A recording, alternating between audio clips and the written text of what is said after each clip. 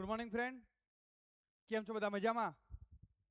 આજે આપણે કોસ્ટ એકાઉન્ટિંગની અંદર યુનિટ નંબર 2 માલસામાન મટીરિયલ અને એની એમાં મટીરિયલ્સ એકાઉન્ટ 1 અને મટીરિયલ્સ એકાઉન્ટ 2. આજે આપણે મટીરિયલ્સ એકાઉન્ટ 1 એટલે કે માલસામાનના હિસાબો એક જોઈએ. મિત્રો,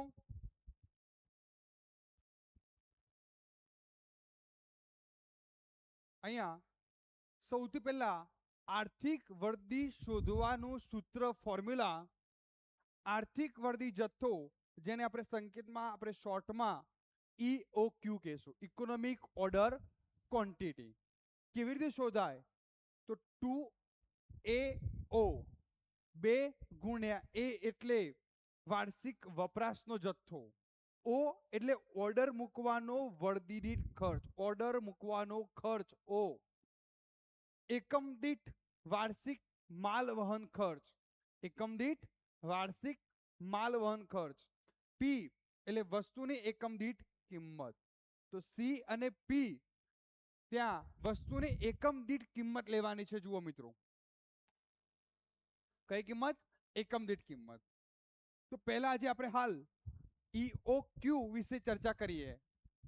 તો જ્યારે તમને વાર્ષિક વપરાશ આપ્યા હોય તો એને એ કહેવાશે, અને જો 6 માસિક હોય તો એને આપણે 6 માસિકને વાર્ષિકમાં કન્વર્ટ કરવા પડશે. તમને એમ કહ્યું હોય કે 6 માસિક 1000 એકમો છે, તો વાર્ષિક કેટલા થાય મિત્રો? 6 માસિક 1000, તો વાર્ષિક 12 માસના 2000 એકમો થાય. O ઓર્ડર મૂકવાનો ખર્ચ, અને C અને P એટલે તમને ટકાવારી આપી હોય એકમ દીઠ વાર્ષિક માલ વહન ખર્ચ. ત્યાર પછી મિત્રો અહીંયા જુદા જુદા જથ્થા નક્કી કરવા માટેના સૂત્રો આવે છે, કે જેની અંદર પુનઃવર્તી સપાટી, લઘુત્તમ સપાટી, ગુરુત્તમ સપાટી, ભય સપાટી, સલામતી ગારો. મિત્રો, આ જે શોધવાનું આવે છે, તો અહીંયા આ અલગ અલગ સપાટીઓ આપેલી છે. તો એના ફોર્મ્યુલા આપણે જોઈએ તો પુનઃવર્તી સપાટી, તો મિત્રો અહીંયા વપરાશ અને સમય, તમને એકમો આપેલા હશે, અને સમય દિવસો કે અઠવાડિયામાં જે કંઈ આપ્યો હોય એનો ગુણાકાર કરવાનો છે. ગુણાકાર હંમેશા વપરાશ અને સમયનો થશે. ધ્યાન રાખો, અહીંયા વધુમાં વધુ વપરાશ અને વધુમાં વધુ સમય. મિત્રો, તમારે દાખલો જ્યારે ગણતરી કરવાની થાય ત્યારે એને વધુમાં વધુ, સરેરાશ અને ઓછામાં ઓછા, પછીમાં વપરાશ અને સમય, એમ બે ભાગ પાડી દેવાના. વધુમાં વધુ વપરાશ, વધુમાં વધુ સમય, પછી ઓછામાં ઓછો વપરાશ, ઓછામાં ઓછો સમય. એના ઉપરથી તમારે સરેરાશ કાઢવાનો હોય તો કેવી રીતે કાઢો હું તમને શીખવાડું. તમને સમય એમ કહ્યું હોય કે 25 દિવસથી 30 દિવસ, 25 દિવસથી 30 દિવસ, તો ઓછામાં ઓછા કેટલો સમય? 25 દિવસ, તો તમારે ઓછામાં ઓછા 25 લખવાના. અને વધુમાં વધુ 30 દિવસ, તો વધુમાં વધુ કેટલા લખવાના? 30. 25 દિવસથી 30. હવે સરેરાશ, તો સરેરાશ કેવી રીતે કાઢવાની? તો 25 વત્તા 30 બંનેનો તમારે સરવાળો કરવાનો. 25 વત્તા 30 અને ભાગ્યા 2 એટલે 27.5 સરેરાશ સમય આવે. ખ્યાલ આવ્યો? એમ એકમોની વાત કરીએ, તમને એકમો એમ કહ્યું હોય કે ઓછામાં ઓછા 500 અને વધારેથી વધારે 1000 છે. ઓછામાં ઓછા 500 અને વધારે વધારે 1000 છે. તો સરેરાશ કાઢવાના થાય તો 500 વત્તા 1000 ભાગ્યા 2, 500 વત્તા 1000 ભાગ્યા 2 એટલે 750. તો અહીંયા સરેરાશ કેટલા આવે? 750. હવે મિત્રો, કદાચ સરેરાશ આપેલો હોય અને વધુમાં વધુ શોધવાના હોય તો ઓછામાં ઓછા અને સરેરાશ બે આપેલા હોય તો કેવી રીતે શોધવાના? તો મિત્રો ધ્યાન આપો, એ બંનેનો તફાવત સરેરાશ 750 અને ઓછામાં ઓછા 500 છે, એ બંને વચ્ચે તફાવત કેટલાનો આવ્યો? 250 નો. તો એ 250 સરેરાશમાં ઉમેર દો. વધુમાં વધુ તો 750 માં 250 તફાવત ઉમેરો તો કેટલા થઈ ગયા? 1000. કદાચ ઓછામાં ઓછા શોધવા હોય તો તમને વધુમાં વધુ અને સરેરાશ આપેલા છે. તો આ વધુમાં વધુ અને સરેરાશ બંને વચ્ચે તફાવત કેટલો થાય? 250. તો એ સરેરાશમાંથી બાદ કરી દો. ઓછા હોય તો બાદ કરવાનું, વધુ શોધવા હોય તો ઉમેરવાનું. તો ખ્યાલ આવી ગયો મિત્રો? તો આ ગણતરી તમારે સરેરાશ અથવા ઓછામાં ઓછા અથવા વધુમાં વધુ ત્રણમાંથી કોઈ પણ બે આપેલા હોય તો ત્રીજા કેવી રીતે શોધાય એ ખ્યાલ આવ્યો? તો પહેલા એની જરૂર પડે. એટલે જ્યારે તમે દાખલાની ગણતરી કરો ત્યારે ફોર્મેટ બનાવી દેવાનું. સમય, વપરાશ, ઓછામાં ઓછા, સરેરાશ અને વધુમાં વધુ. આ ફોર્મેટ પ્રમાણે પછી તમારે દાખલાની ગણતરી કરવાની. એટલે તમારે તો હવે આપણે સૂત્રો તરફ આગળ વધીએ. તો વર્ધી સપાટી, તો વર્ધી સપાટીની અંદર બંને વધુમાં વધુ, પછી વપરાશ અને વધુમાં વધુ સમય.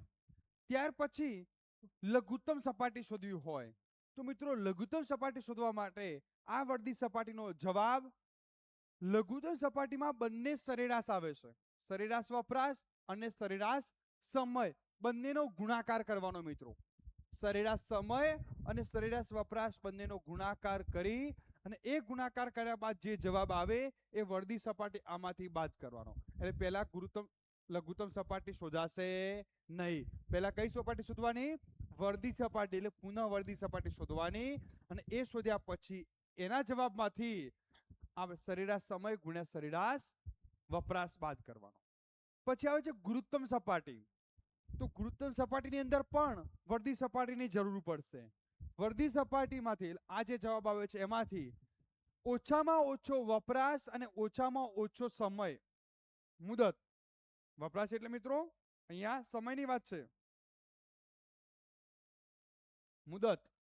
તો ઓછામાં ઓછો વપરાશ અને સમય બંનેનો ગુણાકાર કરવાનો. અને છેલ્લે વર્ધી જથ્થો જે અગાઉ આપણે શોધ્યો EOQ વાત કરીને એનો દાખલો પણ હું તમને શીખવાડું છું. હાલ હું તમને બધા ફોર્મ્યુલા શીખવાડું છું. ફોર્મ્યુલામાં એની ટ્રીક પણ શીખવાડું છું. કયામાં શું યાદ રાખવાનું, ખ્યાલ આવી ગયો? તો અહીંયા વર્ધી જથ્થો જો EOQ આપેલો ના હોય, આર્થિક વર્ધી જથ્થો દાખલામાં ન આપ્યો હોય તો કેવી રીતે શોધવાનો એ તમને હમણાં ચર્ચા કરી. આ આર્થિક વર્ધી જથ્થો. હવે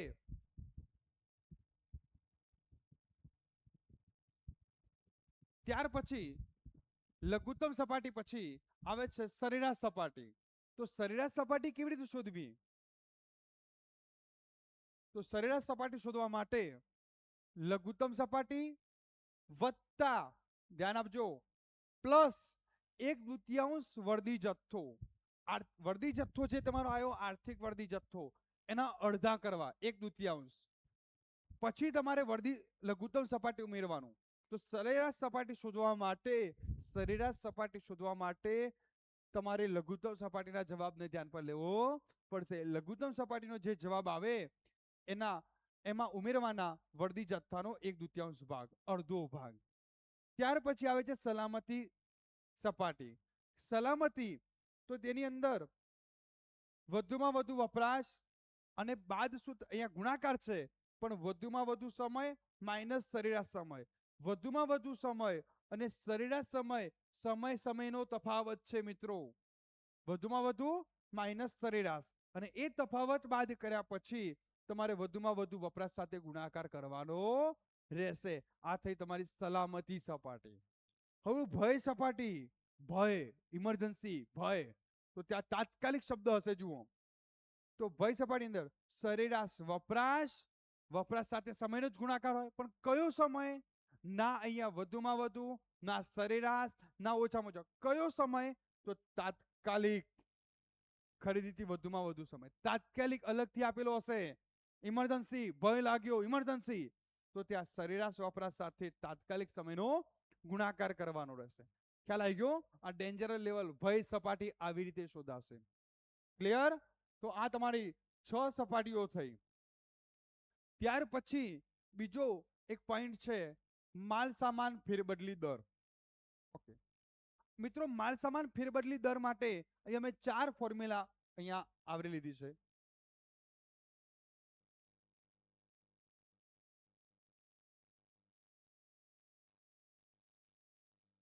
તો જુઓ, માલસામાન ફેરબદલી માટે 4 ફોર્મ્યુલા છે. પહેલા તો માલસામાનનો વપરાશ શોધો. તો વપરાશ કઈ રીતે શોધાય માલસામાનનો? શરૂનો સ્ટોક પ્લસ ખરીદી માઇનસ છેવટનો સ્ટોક. તો શરૂના સ્ટોકની અંદર ખરીદી ઉમેરો અને આખરનો સ્ટોક શું થશે? બાદ થશે. ત્યાર પછી માલસામાન સરેરાશ. કેવો માલસામાન? સરેરાશ. સરેરાશ માલસામાન એટલે સરેરાશ સ્ટોક શોધવો હોય તો શરૂનો સ્ટોક વત્તા આખર સ્ટોક ભાગ્યા 2. તો આ બે સૂત્રો તમને પરથી આપેલું હોય તો કોઈ ચિંતા નહીં, પણ માલસામાન ન આપ્યો હોય કે સરેરાશ સ્ટોક તમને ન આપ્યો હોય તો શોધ્યા પછી જ તમારે માલસામાન ફેરબદલી દર શોધાશે. તમને પરીક્ષામાં આ પૂછ્યું હોય કે માલસામાન ફેરબદલી દર શોધો, તો માલસામાનનો વપરાશ ભાગ્યા સરેરાશ માલસામાન. તો માલસામાનનો વપરાશ કેવી રીતે શોધાશે? તો માલસામાનનો વપરાશ સરેરાશ માલસામાન, આ બંને ફોર્મ્યુલા પરથી ભાગાકાર કરવાથી તમને ફેરબદલીનો દર મળશે. હવે એ ફેરબદલી દર ઉપરથી ફેરબદલી મુદત સમય શોધવો હોય તો તમારે દિવસો ડ્યુરિંગ ધ પીરિયડ અહીંયા 365 જ હોય છે. કયું ના 365 દિવસ લેવાના. કેટલા લેવાના? 365 કયું ના હોય તો ભાગ્યા ફેરબદલી દર. આનો જે જવાબ આવે છે મિત્રો, એ જવાબ વડે અહીંયા ભાગાકાર થશે. આ જવાબ, એ જવાબ અહીંયા લેવાનો. તો તમને જવાબ શામાં મળશે? દિવસોમાં મળશે. તો મિત્રો આજનું આપણું જે લેક્ચર છે એ લેક્ચરની અંદર આપણે સંપૂર્ણ અહીંયા સૂત્રો આવરી લીધા. જોઈ લો. હવે સૂત્રો પછી હવે જે આપણે આ ચેપ્ટરના સૂત્રો તો જોઈ ગયા.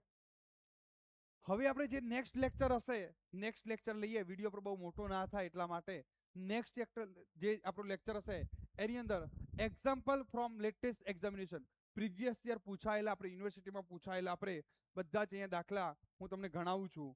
ત્યાં 2024 2025 બધા જ દાખલા આવરી લીધેલા છે. અહીંયા અલગ અલગ ટોપિકના અલગ અલગ દાખલા ચલાવું છું. જોયેલા બધા દાખલા છે. બધા જ દાખલા હું તમને ગણાવીશ અને અનમોલ એજ્યુકેશન એપ ઉપર આ બધું મુકાઈ જશે. આ કયા વર્ષનો છેલ્લો દાખલો જુઓ? 2024. HNG 2024 માં પૂછાયેલો, HNG 2025 માં પૂછાયેલો. જુઓ, તો આવા દાખલા હું સોલ્વ કરાવું છું. તો હવે આપણે નેક્સ્ટ લેક્ચર તરફ જઈએ.